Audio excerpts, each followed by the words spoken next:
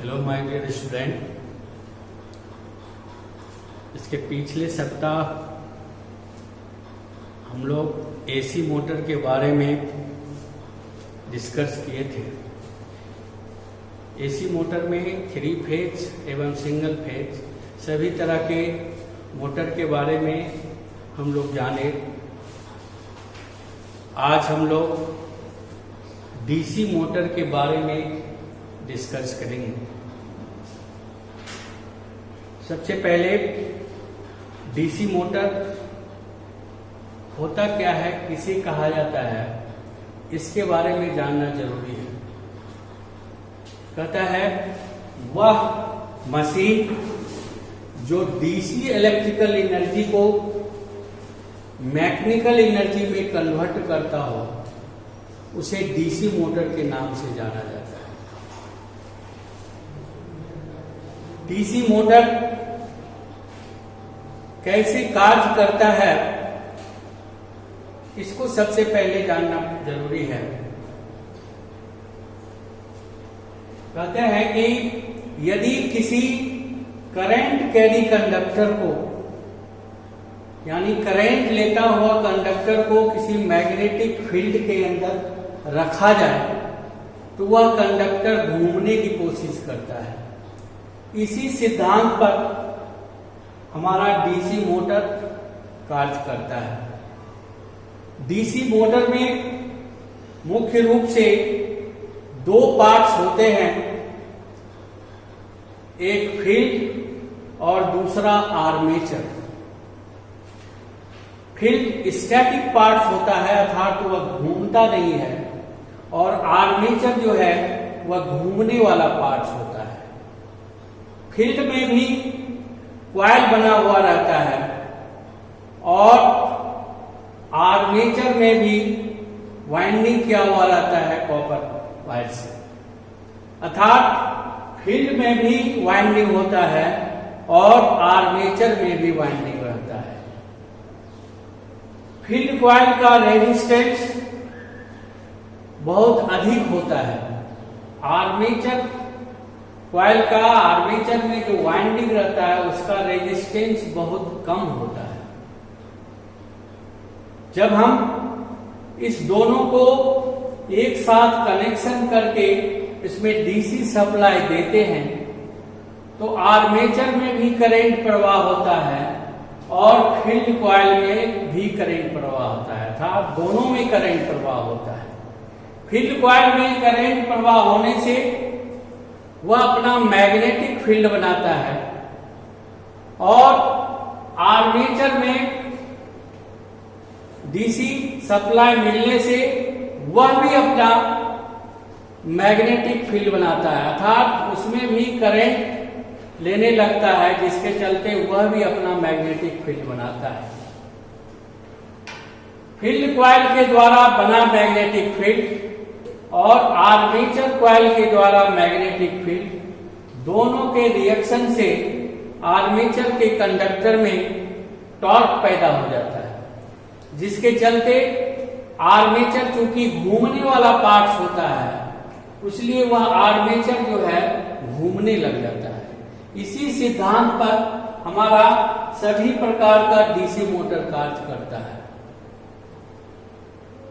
DC motor मुख्य रूप से 3 प्रकार का बनता है। एक हम लोग शंट मोटर जानते हैं, दूसरा सीरीज मोटर जानते हैं और तीसरा कंपाउंड मोटर जानते हैं। कंपाउंड मोटर में भी 2 तरह का होता है, लॉन्ग शंट और शॉर्ट शंट। लॉन्ग शंट में भी कम्युलेटिव कंपाउंड, डिफरेंशियल कंपाउंड होता है और शॉर्ट शंट में भी कम्युलेटिव कंपाउंड और डिफरेंशियल कंपाउंड मोटर होता है। तो आज हम लोग इन सभी प्रकार के मोटरों के बारे में हम लोग डिस्कस करेंगे। सबसे पहले हम लोग शंट मोटर के बारे में डिस्कस करते हैं। शंट मोटर में जैसा कि जानते हैं कि डीसी मोटर में मुख्य 2 पार्ट्स होते हैं, फील्ड वाइंडिंग और आर्मेचर वाइंडिंग। फील्ड वाइंडिंग का रेजिस्टेंस बहुत हाई होता है और आर्मेचर वाइंडिंग का रेजिस्टेंस बहुत कम होता है। दोनों वाइंडिंग का कनेक्शन यदि एक साथ पैरेलल में जोड़ करके सप्लाई, जब उसमें डीसी सप्लाई देते हैं तो वह मोटर जो घूमने लगता है उसे हम लोग शंट मोटर के नाम से जानते हैं। अर्थात शंट मोटर में फील्ड वाइंडिंग और आर्मेचर वाइंडिंग का कनेक्शन दोनों एक साथ पैरेलल में जुड़ करके सप्लाई लेता है।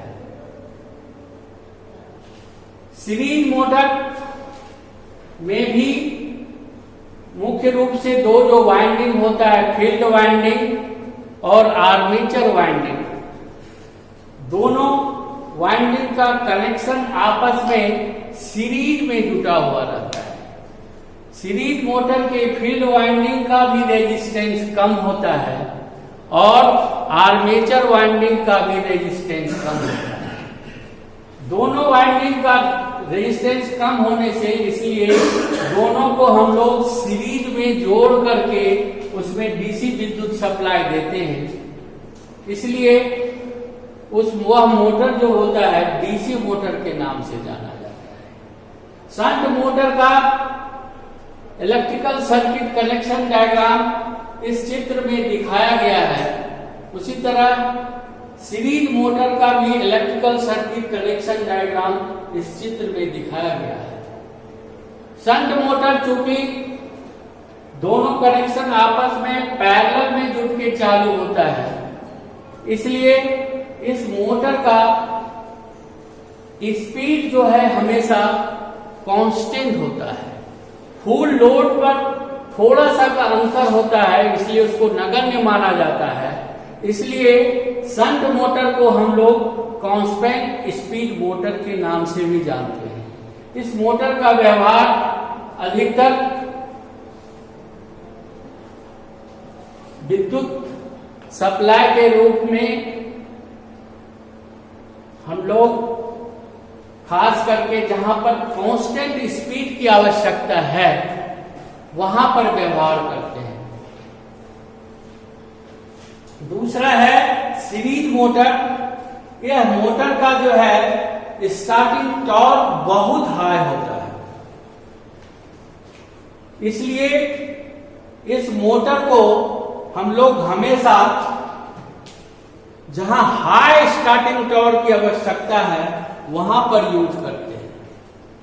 जैसे ट्रैक्शन वगैरह कार में, रेलवे इंजन में या ग्राइंडर वगैरह में हम इस सीरीज मोटर का इस्तेमाल करते हैं। कहा गया है कि सीरीज मोटर को कभी भी विदाउट लोड पर नहीं चलाया जाता है। विदाउट लोड पर चलाने से क्या होता है कि इस मोटर का स्पीड इतना हाई हो जाता है कि मोटर के पार्ट्स को वो तोड़ सकता है। इसका मुख्य कारण है कि बिना लोड पर जब इसको चलाते हैं तो इसके फील्ड वाइंडिंग में फ्लक्स का मान जो है बिल्कुल कम हो जाता है। और जैसा कि हम जानते हैं कि डीसी मोटर का स्पीड जो है फ्लक्स के इनवर्सली प्रोपोर्शनल होता है। अगर फ्लक्स का मान घटता है तो उसका स्पीड जो है वो बढ़ जाता है। इसी तरह अगर हम नो लोड पर जब हम चलाएंगे, क्योंकि यह सीरीज में जुटा हुआ रहता है, तो सीरीज में फील्ड में जो है इसका करंट प्रवाह नहीं होता है, इसलिए फ्लक्स नहीं के बराबर होता है। जो इसमें रिसीडुअल मैग्नेटिक के द्वारा जो फ्लक्स उत्पन्न होता है उसी के चलते यह मोटर बहुत हाईली स्पीड हो जाता है, इन्फिनिटी स्पीड जा सकता है और इतना स्पीड में वह मोटर के पार्ट्स को तोड़ सकता है। इसीलिए कहा गया है कि सीरीज मोटर का जो है हमेशा लोड में ही रख करके चालू करना चाहिए। तीसरा है हम लोग कंपाउंड मोटर। अभी तक जो हम लोग जाने कि डीसी एक शंट मोटर और दूसरा सीरीज मोटर होता है। शंट मोटर में भी एक फील्ड वाइंडिंग होता है और सीरीज मोटर में भी एक ही फील्ड वाइंडिंग होता है। शंट मोटर का फील्ड वाइंडिंग आर्मेचर के पैरेलल में जुटता था और सीरीज वाइंडिंग का फील्ड वाइंडिंग आर्मेचर के सीरीज में जुटकर चालू होता है। लेकिन एक तीसरा मोटर जो कंपाउंड मोटर होता है, इसमें फील्ड वाइंडिंग को दो भाग में बांटा जाता है। एक भाग जो है शंट फील्ड कहलाता है और दूसरा भाग सीरीज फील्ड कहलाता है। शंट फील्ड वाइंडिंग आर्मेचर के पैरेलल में जुटता है और सीरीज फील्ड वाइंडिंग आर्मेचर के सीरीज में जुट करके एक साथ सप्लाई लेता है और जब चालू होता है जिसे हम लोग कंपाउंड मोटर बोलते हैं। कंपाउंड मोटर मतलब series and parallel both mix compound motor बोलते हैं हम लोग। इसमें शंट फील्ड का रेजिस्टेंस अधिक होता है और सीरीज फील्ड वाइंडिंग का रेजिस्टेंस कम होता है। साथ साथ आर्मेचर का भी रेजिस्टेंस कम होता है। इसके कनेक्शन के ये जो फील्ड वाइंडिंग, दोनों फील्ड वाइंडिंग एवं आर्मेचर के साथ कनेक्शन जो किया जाता है, उसी के आधार पर इसका नाम जो है कंपाउंड मोटर को दो भाग में बांटा गया है, short shunt and long shunt. यानी एक शॉर्ट शंट कंपाउंड मोटर होता है और दूसरा लॉन्ग शंट कंपाउंड मोटर होता है। शॉर्ट शंट में क्या होता है कि आर्मेचर के साथ पहले सीरीज फील्ड में हमारा आर्मेचर के साथ पहले शंट फील्ड वाइंडिंग पैरेलल में जुट जाता है। उसके बाद इस दोनों के सीरीज में सीरीज फील्ड वाइंडिंग जोड़ करके एसी विद्युत सप्लाई दिया जाता है। शॉर्ट शंट कंपाउंड मोटर का कनेक्शन डायग्राम इस चित्र में दिखाया गया है। उसी तरह चूंकि इसमें शंट फील्ड जो है अकेला जो है आर्मेचर के पैरेलल में रहता है, पहले जुटता है, इसलिए ये शॉर्ट हो जाता है और सीरीज फील्ड जो है इन दोनों के बाद में सीरीज में जुटता है, इसलिए इसका लेंथ जो है, टर्न जो है फील्ड वाइंडिंग का कम हो जाता है। इसलिए हम लोग इसे शॉर्ट शंट कंपाउंड मोटर बोलते हैं। उसी तरह दूसरा जो है लॉन्ग शंट कंपाउंड मोटर होता है। इसमें क्या होता है, सीरीज फील्ड वाइंडिंग पहले आर्मेचर के सीरीज में जुट जाता है, उसके बाद इसके साथ पूरा शंट फील्ड वाइंडिंग पैरेलल में जुटता है, इसलिए हम लोग इसको लॉन्ग शंट कंपाउंड मोटर के नाम से जानते हैं। दोनों का फंक्शन अलग अलग है, दोनों का मान अलग अलग होता है।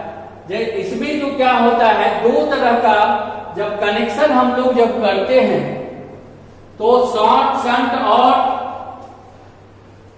शंट में यदि field winding, shunt field winding और आर्मेचर फील्ड वाइंडिंग के करंट का डायरेक्शन अगर एक ही दिशा में होता है, यदि क्लॉकवाइज में है तो दोनों का करंट का डायरेक्शन यदि क्लॉकवाइज में है तो उसे हम लोग कम्युलेटिव कंपाउंड बोलते हैं।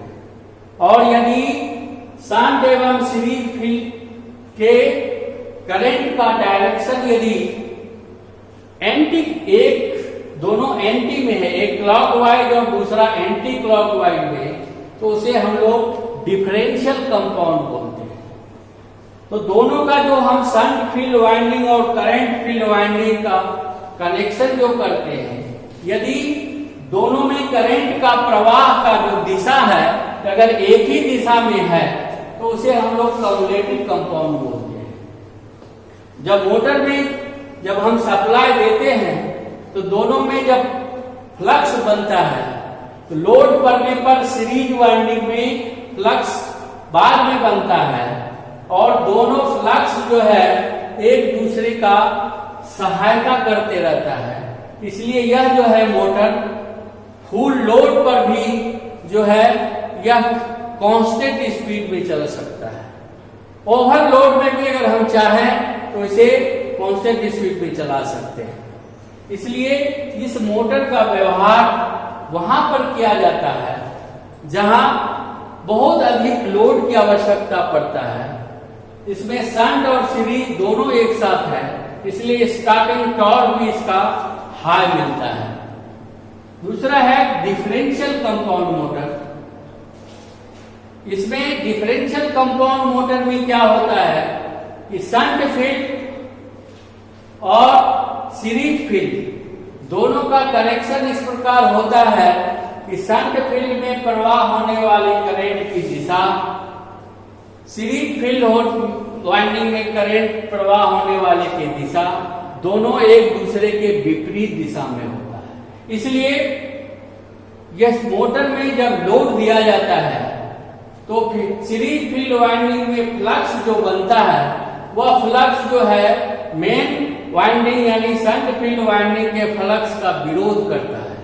विरोध करने से स्पीड जो है इसका घट जाता है, स्पीड घट जाता है। इसलिए हम लोग इसको डिफरेंशियल मोटर के नाम से जानते हैं। यानी जैसे जैसे इसमें स्पीड हम बढ़ाना चाहेंगे तो लोड बढ़ेगा तो उस हिसाब से स्पीड भी इसका बढ़ते चला जाएगा। इस तरह का मोटर बहुत रेयर केस में व्यवहार किया जाता है।